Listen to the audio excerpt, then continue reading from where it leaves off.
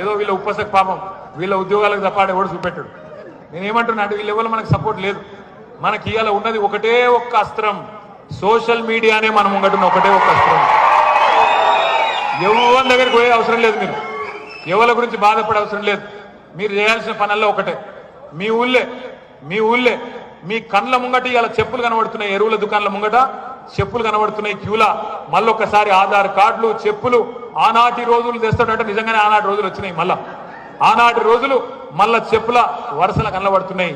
మీరు చేయవలసిందల్లా ఒకటే, ఒక ఫోటో కొట్టుండ్రి, ఒక వీడియో తీయండి, వాట్సాప్ లో పెట్టుండ్రి.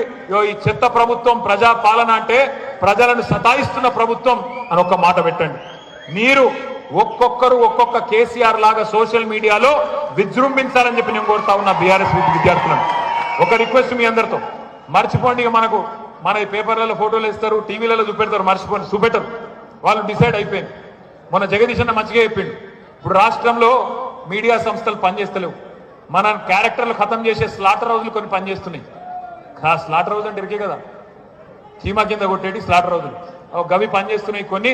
వాటి గురించి మీరు రంది పెట్టుకోకుండా, అలా చూపెట్టినా చూపెట్టకపోయినా మీ చేతుల్లో మీ ఫోన్లో ఉన్న అస్త్రాన్ని వాడండి. ఆ వాట్సాప్ను, ఆ కెమెరాను, ఆ వీడియోను వాడండి. ఎక్కడ సమస్య ఉంటే అక్కడ తీసి గ్రూప్లో పెట్టమని చెప్పి నేను కోరుతా ఉన్నా. రెండోది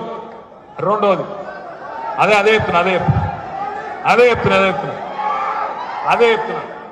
ఇప్పుడు మీరు ఒకటి యాద పెట్టుకోండి. నాకు తెలుసు ఇవాళ రేపు పోలీసు వాళ్ళు ఏం పని చేస్తారు.